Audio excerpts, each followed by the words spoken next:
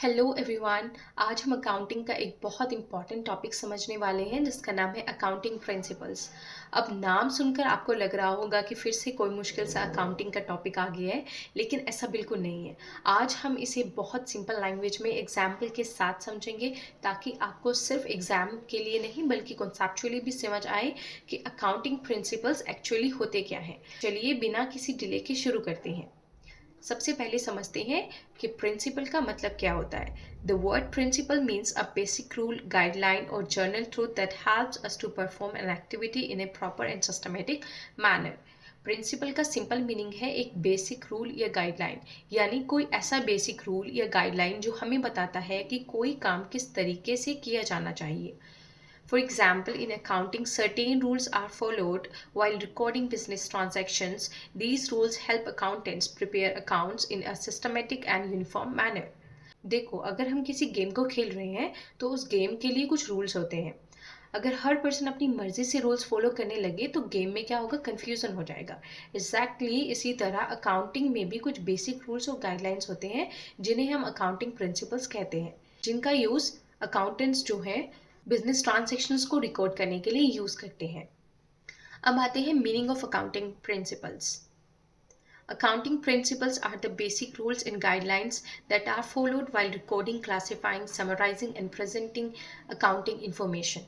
अब इसे थोड़ा आसान करके समझते हैं। अकाउंटिंग में हमारे पास बहुत सारी बिजनेस ट्रांजैक्शंस होते हैं, sale, purchase, expenses, assets, liabilities etcetera. इन सभी ट्रांजैक्शंस को हम अपनी मर्जी से रिकॉर्ड नहीं कर सकते, हमें कुछ बेसिक रूल्स फॉलो करने पड़ते हैं।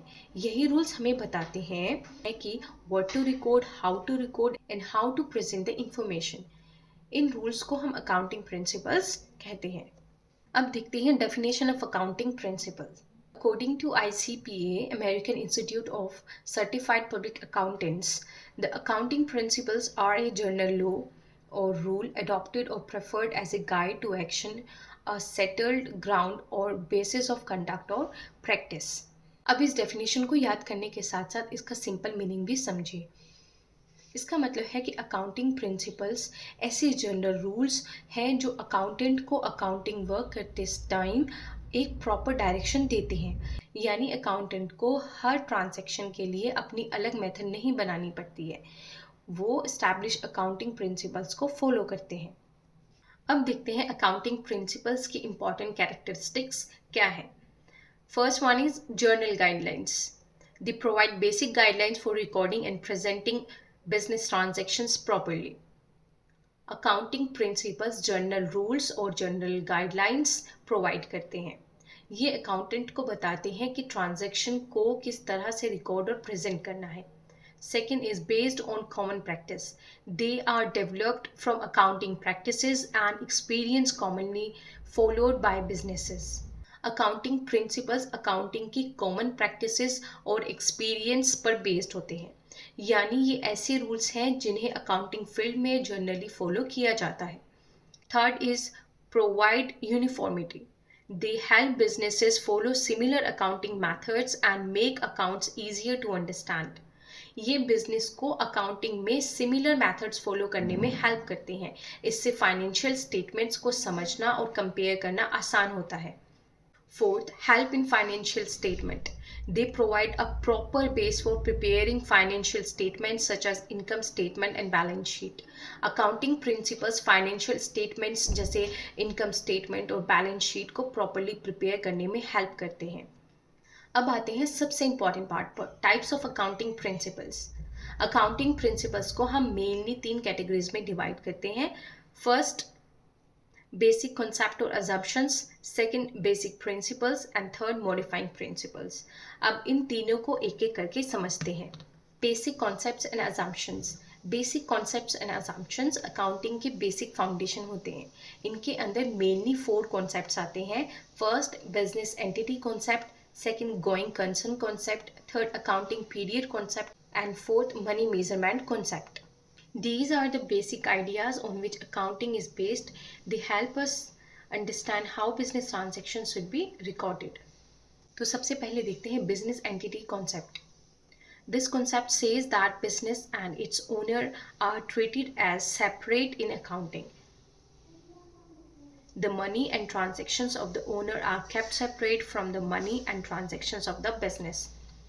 इस कॉन्सेप्ट के अकॉर्डिंग बिजनेस और उसका ओनर अकाउंटिंग में सेपरेट माने जाते हैं, यानी ओनर की पर्सनल ट्रांजैक्शंस और बिजनेस के ट्रांजैक्शंस को अलग रखा जाता है. For example, Ali starts a business with rupees 2 lakh. This amount is recorded as capital of the business. If Ali buys clothes for himself, it will not be recorded as a business expense. मान लीजिए अली ने एक अपना business start किया है 2 लाख से.